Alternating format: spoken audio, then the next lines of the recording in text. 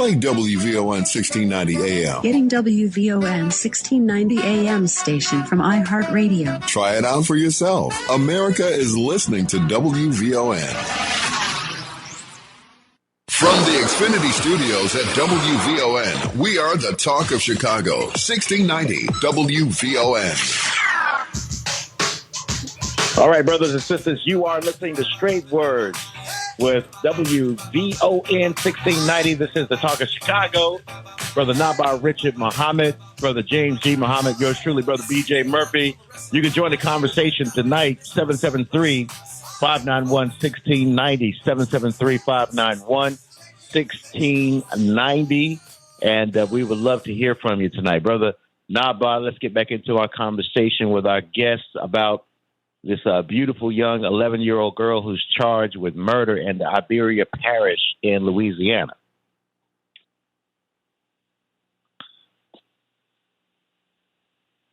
Naba'a. Yes. Yes, we're here. Okay. We're here, yeah. Yeah. Okay, brother Laramie, if you could complete your point. I think that what Brother James was asking, Brother James, you can correct me if I'm wrong. I think he was asking whether or not bail had been set for the mother of the children. That's what you were referring to, Brother James? Yeah, and he can also mention if I was curious about the observance of the child. Was the condition about her stability coming from those inside the facility, or have outside observers observed that or gave that report? Yes. Flick has been very understanding what's going on. So they've had communication with people on the inside that said, yes, she is being watched. She is still being a child, like Sister Jennifer said before. It is from people on the inside. They haven't been able to go outside. People like Flick and other organizations haven't been able to go inside as of late, but we have got positive feedback from those adults inside that facility that she's doing great. And what was the other question? The bail question. Oh, yeah. So there's, for the mother, her bail was set at $400,000. The lawyers, we believe, are looking for a bond reduction.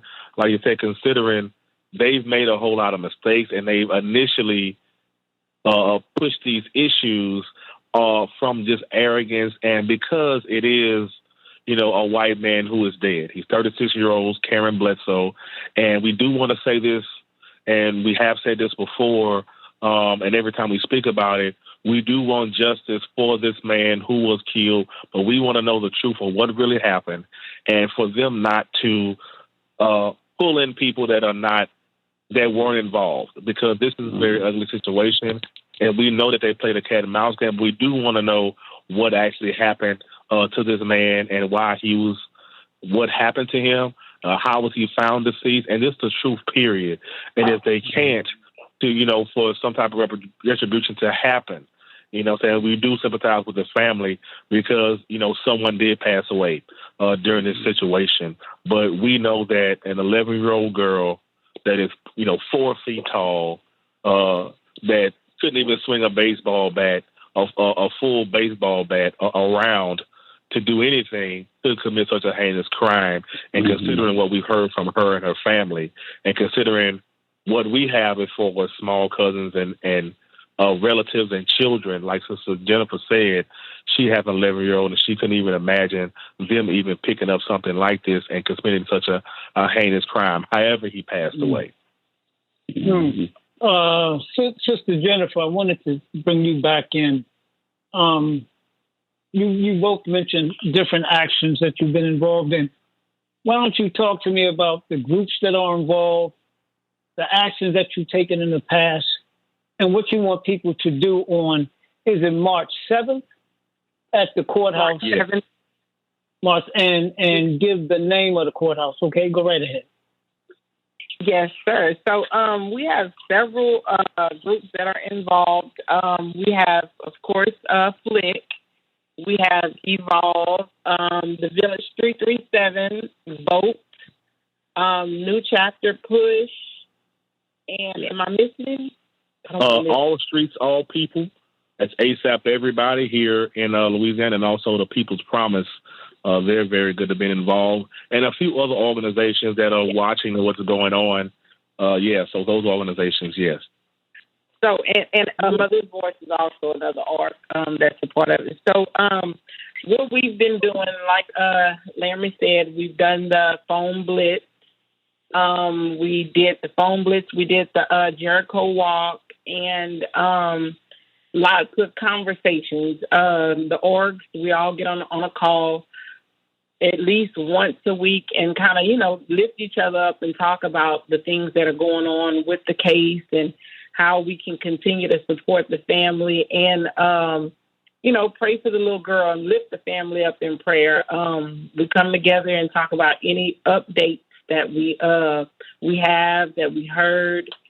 And what we want, or what I would like, is for people to show out, as many people as, I'm sorry, one more thing we did. We also had a petition. There's a petition going out to get people to sign to, just show that they are with us in getting her released from this facility.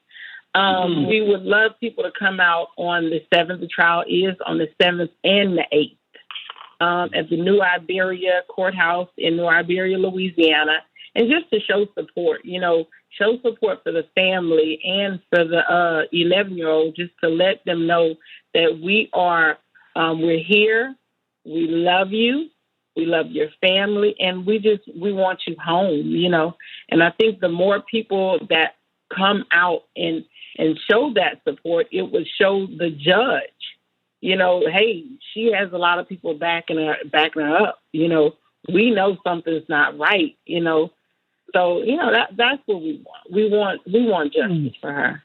And sister, you mentioned the petition. Is that two quick questions? Is that petition, is it an online petition? And two, have any Black elected officials came out strongly in support of what you all are doing, or saying that this is outrageous or this young girl needs to be released? Any Black elected officials in the area? So the petition is online. It's change.org. And I can share the petition with you. Once we get off the call, I'll upload it and send it to you. And not that have you heard something? I have not. I have not heard of any officials at all. And like we mentioned earlier, there's a lot of Black officials in New Iberia. Like Laramie, even the judge. The judge is an African-American man. The mayor in that town. So I haven't heard of anybody at all. No one. The case isn't even, like it was mentioned earlier, is not as publicized as it should be. This case should be nationwide. It should be nationwide because this is an 11-year-old child. Everybody should hear this story. We should be getting calls from all over the place, to find out what's going on with this baby. So I really appreciate you giving us this opportunity to speak and get her story out there, and hope, a lot more people will listen in and support her. And the address to that courthouse is, my husband's in the other room. He's listening to the radio, so he sent it to me. 300 Iberia Street. That's the address in New Iberia. Very good. But Laramie had any? I'm sorry. Yeah. So for the petition on change.org, you type in demand for the release of the incarcerated 11-year-old girl from New Iberia. You type in 11-year-old girl, New Iberia, on change.org, and this will pop up. And like I said, it is an online petition. It's very quick. It only takes 30 seconds. And, it's so important that we support all the way around, let people know what is going on and the things that they do to us down here in the Deep South. And we have a migration that happened during, the early 19th century to the West, to the Midwest, to Chicago and everything like that. So we know that people listening have relatives that are from the South, and they moved away for that reason. But we have to stay here and fight because they want to leave our children incarcerated. They want to leave them enslaved. They want to further subjugate them to, these kinds of situations. so they can further control us. It's it is very, we have to be, pragmatic and empathetic to these situations, especially with this child, because this is a very, very sensitive subject that could hold inside of her spirit for a long time. That's why we, like I said, we pray for her. We think about it. We meditate about it. We talk about it weekly. Like I said, we've been there for the January 9th hearing for all three of them, for the mother, the son, and the daughter. We've done we've been very vocal during these times. Also with the news reports, there's been enough news reports to get it out, but not enough to where it's numerous. It's numerous people doing this, because it's not so easy to suggest that something is wrong with the judicial system and policing in the South, and it's something very wrong. But like you said, it's very racially biased here.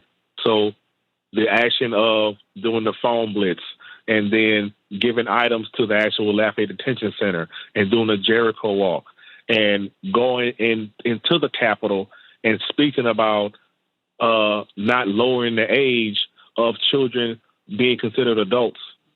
Going and speaking about that situation, I made that very apparent on record during that time, as we all went to the Capitol on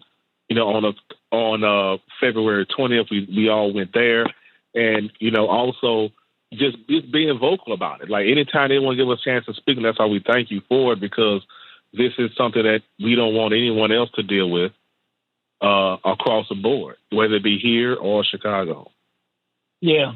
The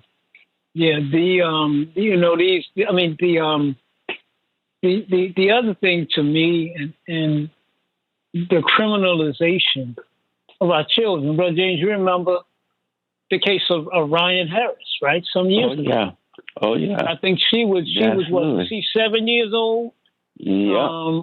And they grabbed two little boys. Yeah. Their families. This little girl was killed. Okay, horribly, black girl. Mm-hmm. The families took two little boys to the police station, right, to try to help solve the case. They charged these two boys, what were they, like 10 and 11 or 8 and 9? They charged these boys with murder. So it's not just the South. It's right here in Chicago. The only thing that ended up really getting these little boys off was that, unfortunately, there was a rag, like the girl was raped, and there was a rag stuffed down her throat that had semen. So obviously, these two little boys could not have done it. Exactly. So we have to, though, really stay on top of these things. We've got about 8 minutes left. With these 8 minutes, is yours. Is there anything you want to talk about? How can people contact you? How can they get involved? Where do they go for more information? And to stay involved with this case. Right. To stay involved with the case, you can contact the Village 337 on Facebook and Instagram. You can find them at New Civil Rights on Facebook and Instagram. You can contact and you can DM us, message us at any time. You can contact Evolve Louisiana on Instagram, Evolve Louisiana, the group page on Facebook, and Victory Louisiana Violence on Facebook also. You can contact me on my personal social media, Laramie Griffin, and just ask any type of questions you want. We do have, an outreach email. We have all the news articles. And so you can just please share it. You can share the actual flyers that we've produced as far as what we've done. When you find our pages, we have them pinned to our pages, or you can simply ask us. You will see the news articles that says 11-year-old black girl or 11-year-old girl charged with murder in New Iberia. You will see the actual news articles. You can contact me at lwgevolve@gmail.com, or simply just call or text at 225-800-9806. And I'm going to give you that number. One more time with that number to text, 225-800-9806. And you can also contact the Village 337 at thevillagelafayette@gmail.com. And that phone number is 337-247-7396. Or if they have questions about how to contact us, you can just simply contact us. You have our personal numbers. And also just contact Flick and Jennifer or give you Flick's information. Yes, and with Flick is fflic.org, or you can find us on Facebook, Families and Friends of Louisiana's Incarcerated Children. And you can also email me at jlandry@fflic.org. Yeah. And also I do want to say that, Flick did create this petition. They joined in, and we had information, and we came together, and they said, look, we have to do everything that we can do as far as getting out in the streets, whether it be passing out flyers, social media, and it's also this petition, because not all people would kind of get in on this. And Flick is an organization that I look up to, and I go on myself and say, look, I have to do more. I have to do more statistical work. I have to do more media work. I have to do more work as far as with more children, getting people together, because they create so many great spaces for children to come to. So they created the petition for all of us to get on and take care of business as far as letting people know across the board what they've been doing. And it is a great thing to actually come together and create unity, because that's what it's about. Creating a rainbow coalition of different people from different walks of life, and just to understand, because as you know, down here in Louisiana, we have a lot of mixtures of different people. We call them Creole, Cajun, and things like that, but it's all about for the betterment of Black people, because we're the ones subject to all of the negative statistics and, the negative dealings that we deal with. With poverty, we're always at the top of the game, so that's what really brings us together, to know that, say, look, we have to survive, and if we're going to survive, we're going to survive together. Laramie, that 337-247 number, what organization is that for again? That is the Village 337. That is who is also heading this up. They couldn't make it on a call this evening, but they've also been very instrumental in what we've been doing across the board.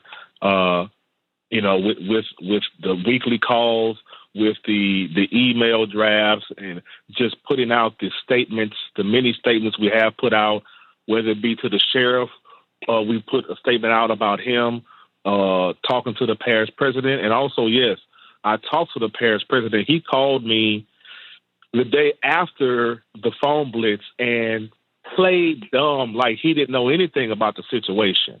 Now, this was in the middle of January, and we had been vocal. We'd done press conferences, and he acted like he didn't know anything. So that's what really upset us, from him acting like he didn't know what was going on.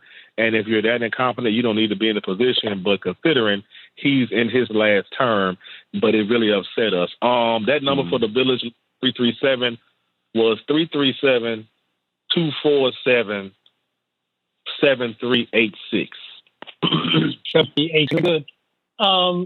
Sister Jennifer, I want to ask you something real quick, and we're running out of time, but as an advocacy group for young people, as an advocacy group for change in the criminal justice system, are you allowed to visit children in detention? And is there any reason why, as advocates, you would not be able to visit with this young girl? So we are, in certain situations, we can visit with, if we accompany a parent, we're able to go. My husband and I have spoken to the youth at that facility before. And the only reason we weren't able to do it this time is because they were having some kind of mechanical issues with their doors. And they said that once the doors are fixed, we will be able to go back in and speak. And that means also having communication with the 11-year-old girl. So we're able to do it. Thank you, brother and sister. Anything you want to add real quick? I do want to say we want to bring you back next week. I'm not sure what time, but we'd like to bring you back next week so you can at least have 30 minutes to talk about this hearing and what comes next. We are not going to walk away from this. And brothers and sisters, if you listening, you should not be trying to walk away, run away, hide under a bed. What happens when it's your daughter, your granddaughter, your grandson, your nephew? Don't wait.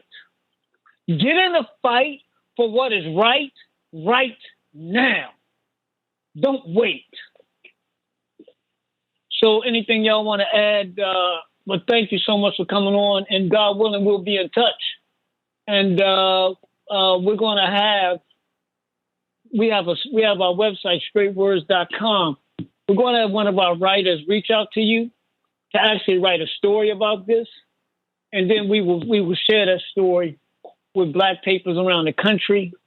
And if you all want to give me a call, I've got some suggestions for media and a few connections where we can help you get this word out, okay?